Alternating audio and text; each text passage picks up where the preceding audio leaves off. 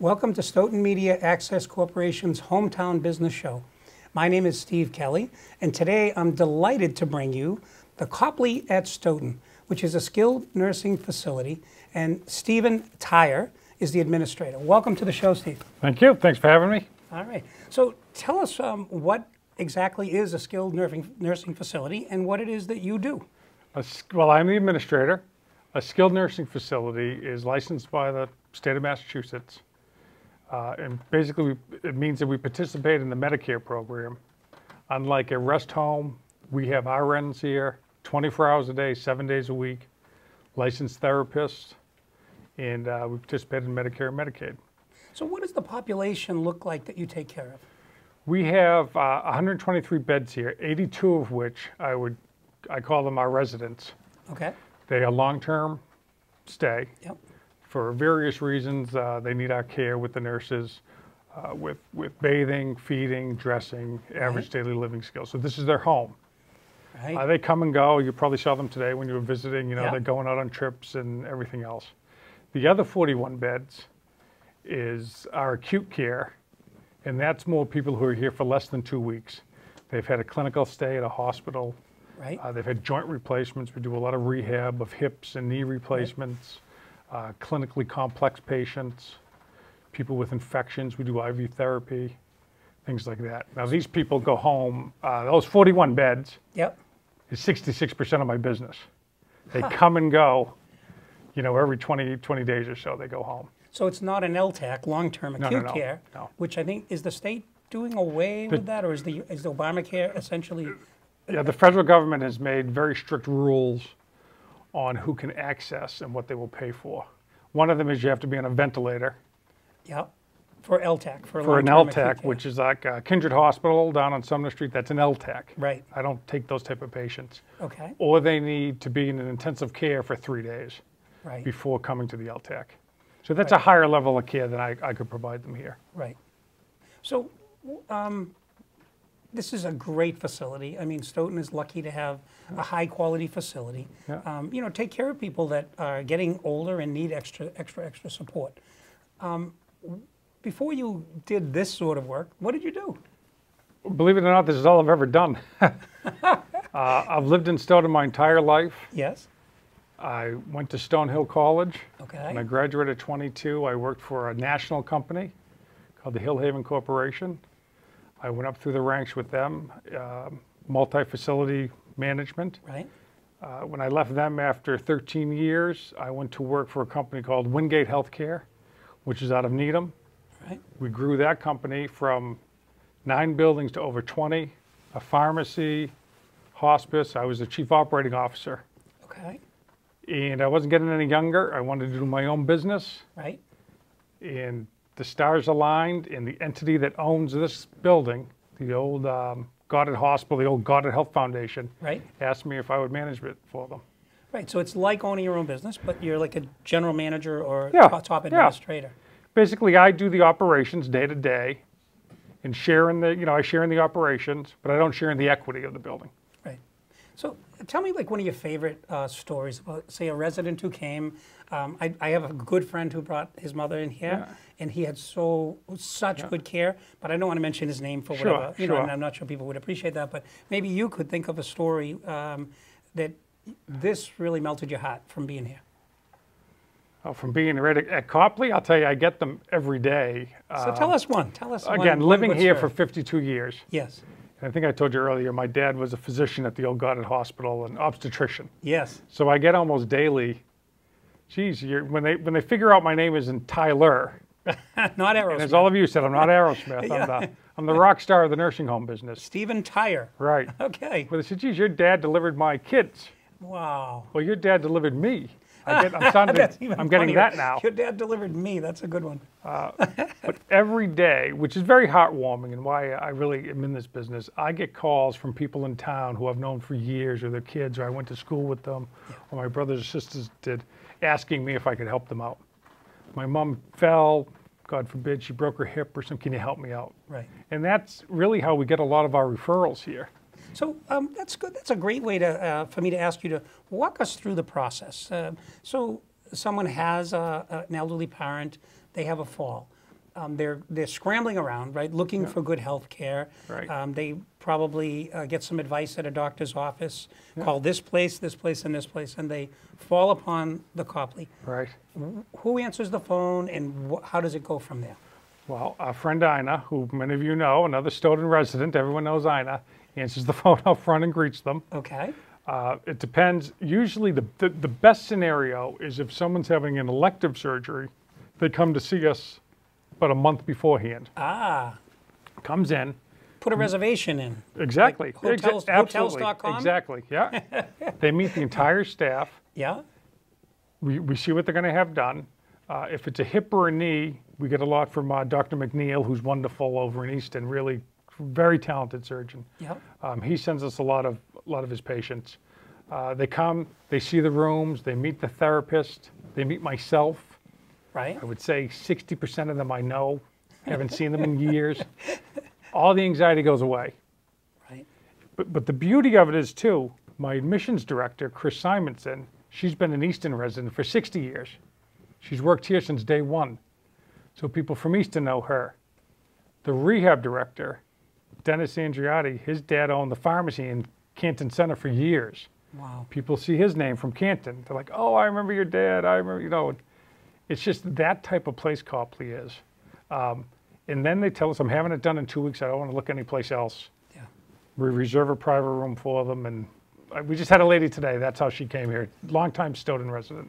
Right. Had her hip done, and she's wonderful. We'll have her out of here in 10 days at tops. It sounds like you've built a wonderful team. That is the goal of every small business owner.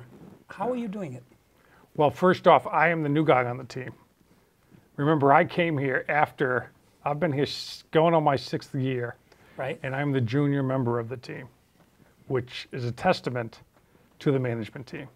Right. If you can keep management that long, especially in this business, if you're changing your administrator, your director of nurses, your admissions director, they have no relationships now. You can't keep changing them every 2 years and be successful. Right. So again, I'm in my 6th year and I'm the new guy. So most of them have been here anywhere from 10 years, 15 years, 20 years. Right. So keeping them happy, interested, involved in the facility, doing things like this. Okay. We before I got here, the building really didn't do a lot of things in the community. We go out of our way every week. We're doing something in the community. Tell us some of the things you're doing. Oh, well, I'm on the board of the Chamber of Commerce. Okay. My Chris Simonson, who's our admissions director, she goes to every chamber event there is with me. Right. We participate at the YMCA. I'm sure you guys know they have their kickoff coming up next week. Okay. Nice for you to put a plug in for I'm doing YMCA. that. Good. In the chamber, our friend Terry Schneider from the chamber, Yeah. and Jeff. Anything with the schools. But then, again, if you recall, I said Goddard Health Foundation is the majority owner of the building. Right. Any profits we make, they put right back into the community. Which is really They do scholarships. They buy defibrillators for fire departments. We put kids through camp in the summertime or otherwise couldn't go to camp. Mm-hmm. All things like that. Tell us, too, about activities for the seniors that are here. I mean, occasionally I'm sure you take them on a day trip. Is that something Quite a they're bit. able to do? Yeah, oh, yeah. So Sure. let's hear about that. Well, this week we went to the 99. They love the 99 over on Belmont Street. Why? And Why do they love that? I don't know. Who doesn't love the 99? We do anything outside of the building, from Twin Rivers, Foxwoods. Okay. Oh, all right. We go shopping at Walmart. We really do anything you do at home, Right. but they need assistance with that. You have an activities coordinator here? Absolutely. Cheryl Woodward, she's wonderful. She's been here for years. Yeah. She takes them to restaurants. We go to the Fuller Museum. In the summertime when it's nicer out, we take them down to Lake Massapog. We charter a boat every summer, which is a very popular trip, to take them down Buzzards Bay in the Cape Cod Canal. Right. Which is, we pack That's it. just beautiful. The other thing we do is we take their families Yeah. with us, because they're part of the whole program too. Just because you bring your mother or father here doesn't mean you relinquish care for them. Right. You got to stay involved, and we really. So that's some good advice for people too, to hear that it isn't a drop-off place. It's a place that you want to work with the team here and keep connecting. Right? I think everybody who goes into the situation is worried about money. Sure. Talk to us about the insurance aspect of this. Well, the way it usually works is when a short-term resident comes here, it's Medicare who's paying. You have to have a 3-night stay in the hospital to qualify, to So start. you didn't come right here. You have to have any kind of surgery. Well, there's two. Most of the referrals start at the hospital, and then they decide that, you know, it is a nice place and that we have to stay long-term. So if you have a acute episode in the hospital, then usually, you know, your insurance program will pay for your rehab here. They won't pay indefinitely. Like Medicare pays up to, which is the key phrase, up to 100 days. Okay. If you have your hip replaced, they're not going to pay for 100 days. 10 days, you should be able to go home after that and going up and down your stairs. Someone, God forbid, who had a new stroke, a CVA, and had a lot of deficits, major deficits, the Medicare probably would pay for 100 days for us to train them to walk again and that. Now, if you're coming long-term, I'm sure you've heard the phrase of Mass Health, also known as Medicaid. Okay. They pay for about 60% of my guests, Right. not 60% of my revenue, because we Right. do so much short-term business. Right. 60% of my guests. And those are people who have spent down, they've paid me privately for some time, or they've transferred some assets, which is totally legal. Right. But the state looks back 5 years.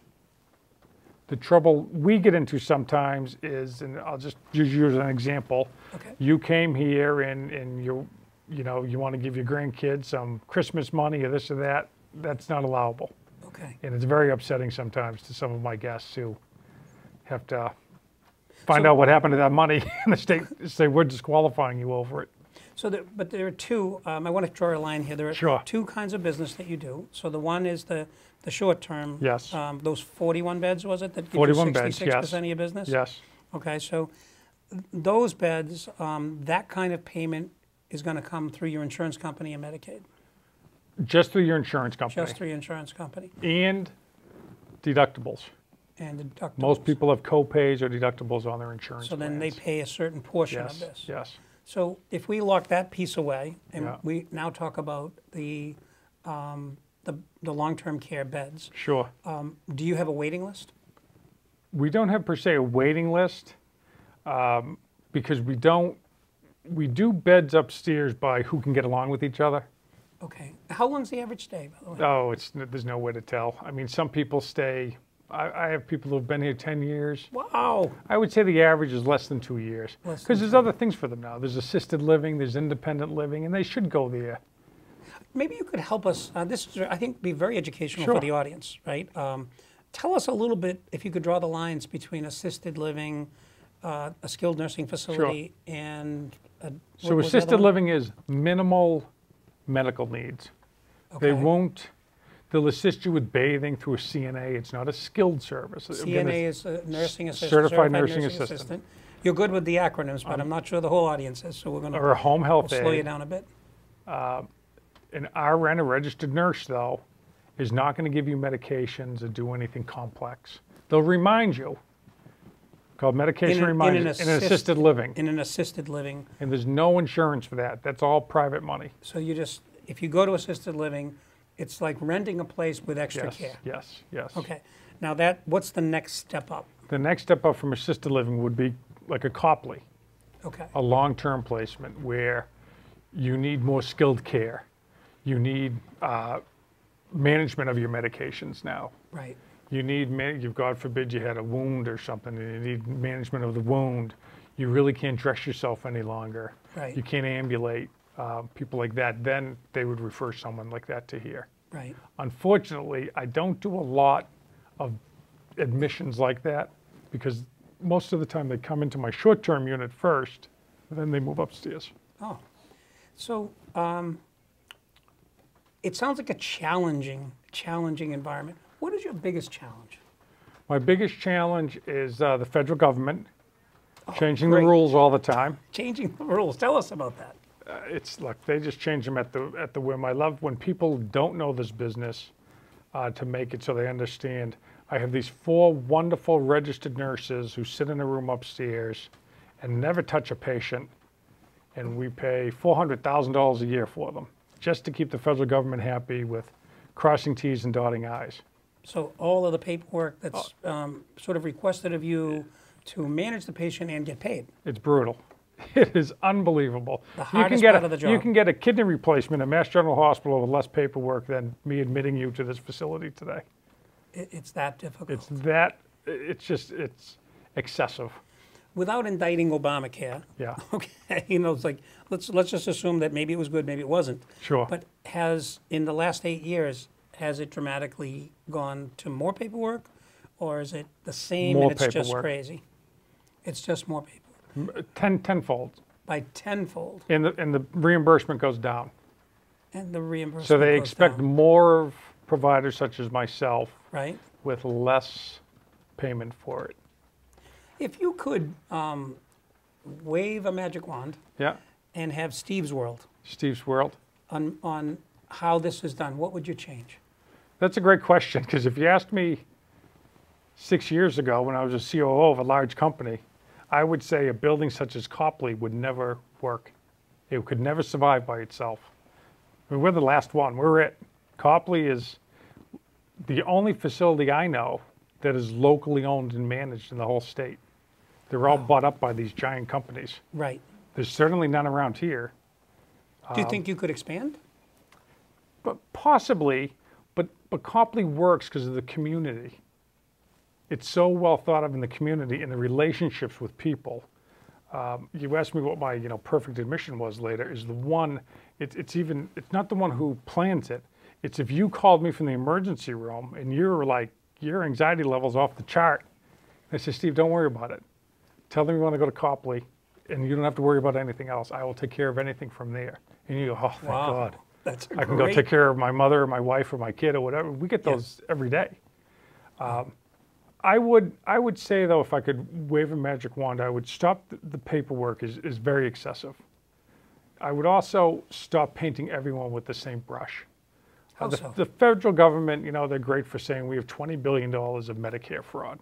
So we're going to cut $20 billion of reimbursement. Well, you still have $20 billion of Medicare fraud. I'm not doing it. So why are you going to punish me? So they're... Get the bad apples, put the money or put enforcement into the people who don't follow the rules, who really aren't in this to care for the people. right reasons, let's say. And the Globe is done, and Kay at the Globe, she's done some articles that have been very tough on my industry. I really can't say I disagree with her with some of the things that she's found out with some providers coming in from out of state and not giving very good care. I mean, I'd be upset too if I was one of those family members. But there's lots of good places out here like Copley who are in it for the right reason. We're here 7 days a week. I think we do a very good job. Are we perfect? No. When you deal with the elderly, accidents are going to happen. But we don't hide from them. We don't shy from them. We come right at you and say, geez, I'm sorry I didn't meet your expectations. I think we do a very, very good job. If I could have 300 of these in Massachusetts, I'd do it tomorrow. What's the greatest lesson that you think you've learned in handling geriatric care? The greatest lesson I've learned is never be patronizing, no matter who comes through your door. Never pass judgment on the families, because you don't know. And for example, what I mean is, Mr. Smith, and we don't have any Mr. Smiths. Just making that name up. All right, Mr. Kelley. Geez, the son never comes to visit him. Geez, the son's not a very nice guy. But you don't know what the relationship was. Yes. 20 years ago, 30 years ago. So I always remind my staff, don't ever pass judgment on the families. And they're in a tough situation here anyways.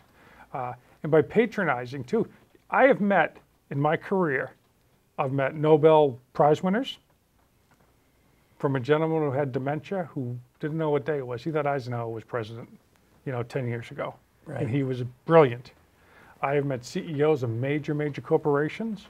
I have met Medal of Honor winners. I met a gentleman right in this building who I just happened to talk with him, a gentleman from Stoughton. He's a wonderful person. I still see him. He had a Purple Heart hat. And I said, geez, were you awarded the Purple Heart? He goes, yeah, I got 2 Purple Hearts. I got a Bronze Star, Silver Star, got the Silver Star with Valor. He's just talking like you and I are talking, like it was nothing. Right. It's amazing when everyone has a story. And as I teach my kids, who are, I have a daughter in college and a son in a sophomore in high school, they love coming to work with me, meeting my customers, my residents, my guests, because they've done it. Right. and they get hundreds of people to talk to and ask for advice. And the staff loves talking to them too like that, you know. Tell me about, you know, you owned a business. What do you think I'm doing? What should I do? Right. You need a new sign. I get that a lot. And I agree with them. We're putting a new sign in. You need a new sign, so you're getting some advice from these people as well. Yeah, oh, they're great. So what a great lesson. The idea of patronizing people, especially the elderly, how do you guard against that? Because I think that's a really important thing to be able to, like, to do, not just promote that, but to do it. Yeah. You know, the tendency, and I think too, if you have, you know, any kind of a kind heart, you want to, like, almost patronize. I don't know how else to say it. Well, you know, but you just got to remember that there are elders that have already done it. They've done what we're trying to do today. I mean, I'm 52. Some of them are 100. You know. yeah, okay. They raised their kids. They raised the grandkids. You know, they made it through life. They were very successful and stuff. So I love hearing their stories, and they love telling you about them. Right. And just remember that, you know, they're people, and they just had they came to me for help because they can't care for themselves at home. And then training with the staff, we're constantly retraining staff and training over things of how you talk to people, how do you talk to the families. If Mr. Kelley again came here with a hip fracture, he expects me to rehab his hip. He doesn't expect me to serve him, you know, large shrimp scampi or shrimp cocktail if he wants it, or beef Wellington or whatever, you know, or have eggs and however you want them in the morning. That's the kind of things Copley does that a larger corporation wouldn't do. You see what I'm saying? I mean, I don't try to make money on skimping on food and things like that, but I always try to exceed their expectations. Because let's face it, I think in this business the expectations are pretty low. Through the years, you know, we haven't had the best reputation in post-acute care or nursing home care. Yeah, when I think when sending out to a SNF, you're not expecting, you know, a real strong result. Tell us about your doctors here. You probably got a few doctors that check in all the time? It's amazing. I have 4 physicians who come here. Okay. I used to have a dozen of them. I won't name the other 8 who aren't here anymore. That's fine. Let's go with the 4. The 4 are Maria Connors. She lives over in Canton. Okay. She's a medical director, a wonderful lady. She's here 3 days a week. Right. Available 24/7 if ever I need her. She's my own personal physician. Wow. We have Veena Joshi, who's been in our community for many, many years. These are all internists. They're general practitioners. We have a new gentleman. His name's Fabian Delgado. He is just a wonderful guy, full of energy. Families love him. The nurses love him. And then we have an old-timer. All right. He's going to laugh if he sees this. Dr. John Keefe. Okay. And many of you will know John. He used to be the Vice President of Medical Affairs at the old Cushing Hospital. Okay.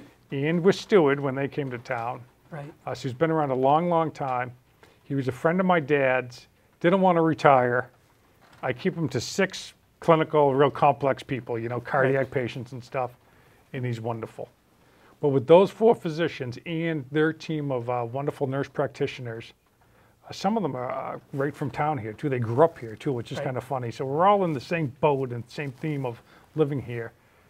They know exactly what I expect.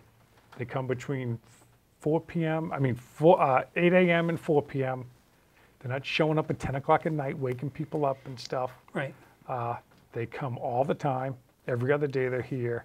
I never have any compliance issues with the state or family saying they can't reach them or any of that. So those 4 with the nurse practitioner teams, working with my team, we just give absolute great care. Deficiency-free last year for the Department of Public Health. Before I continue, I want to just mention to the audience that we're here with Steve Kelley, and it's for the Copley here in Stoughton. It's a skilled nursing facility. We want to do a couple of things more that I want you to share with the audience. One is, tell us about a typical day. Like, what time does a patient in your long-term care, what time do they get up in the morning? Whatever time they like. So it's not a roll call? No, it's not. Again, this is their home. So if they want to get up at 5, we get them up at 5.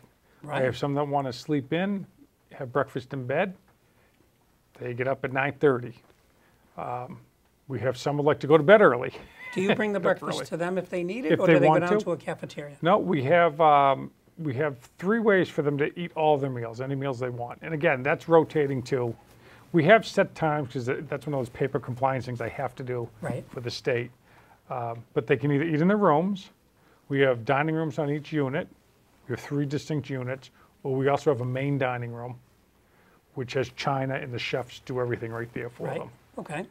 Yeah, breakfast is very popular up there with eggs to order, pancakes, sausages, anything you'd get at Zachary's you can get up there almost. I like that you mentioned all the local places. I'm on the Chamber of Commerce, don't forget Steven, that. This is great. Very nice that you do that. So then in the afternoon, they sort of roll out of bed. Do they go into the hall and go play bingo, or do they plan their next day? No. Well, we have schedules. We have a lot. You would assume, of course, and you're rightfully so, that the elderly have a lot of doctor's appointments. Yep. That we have. So the physicians we talked about are more general practitioners here. Right. But if they need specialists, it's all arranged for them. Like a podiatrist doing nails. No, something? we do that here too. But if somebody wants to go to, Tom Recupero, because he's been going to him for 40 years. Right. He goes to Tom Recupero. He doesn't have to use our dentist here, even though we have a dentist who comes right here. Right. Or the podiatrist, if they want to, whoever the podiatrist is, if they have a relationship in town, they can go to them. Right. They have their right to do that, and we arrange transportation for them with their families and things like that. Do they have any? Do you have any like what do you call it when they do the stretching? Oh yeah, sure. Exercise groups. Yeah. We do those. We have a full activities program from 9:30 in the morning to 6 or 7 at night. In the evening, we tend to play cards. Well, as we bring this to a close, this wonderful interview for the Copley, if you could say there were 3 things that you wanted everyone to know about Copley, what would they be? One, that we are all community focused. Okay. Live right here in town. Right. Just a phone call away. Call me at home if you have something. Pre-plan if you can. And the third would just be, if you can't pre-plan, and by pre-plan I mean come visit us. Yes. Just stop by.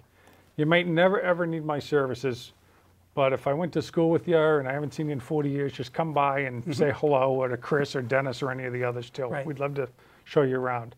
But if you ever need post-acute care, just always remember, and this is big because the business is changing recently, it is your right under the Medicare regulations to choose where you want to go. Very nice. No matter what your doctor says or the hospital says, if you say you want to go to Copley, you just tell them that's where I'm going. Give us your phone number, your address. Yeah, the phone number here is 781-341-2300, and we are located at 380 Sumner Street. And what about a website? CopleyStoughton.com. You're doing all my work for me. You're doing a great job. How about an email? Administrator@Copley-NH.com. We're going to do that one again. Administrator At Copley-NH.com. NancyHarry.com. Well, Stephen, thank you very much for being on. As we close the show, thank you for watching. My name is Steve Kelley. I'm the host. We're here in the lobby of Copley at Stoughton at 380 Sumner Street. It's been a great visit, and the spirit in this place is just amazing. So if you have an elderly person you'd like to come by, come meet with Steve and Tyre, come see Ina here in the lobby. You'll feel the familiarity. It's a great place, maybe a great place to spend your last years, or even if you're going to have an operation, they have a nice procedure here for you to come in and convalesce. So thanks again for watching the Copley at Stoughton. This has been Stoughton Media Access Corporation's hometown business. My name's Steve Kelley. Have a great day.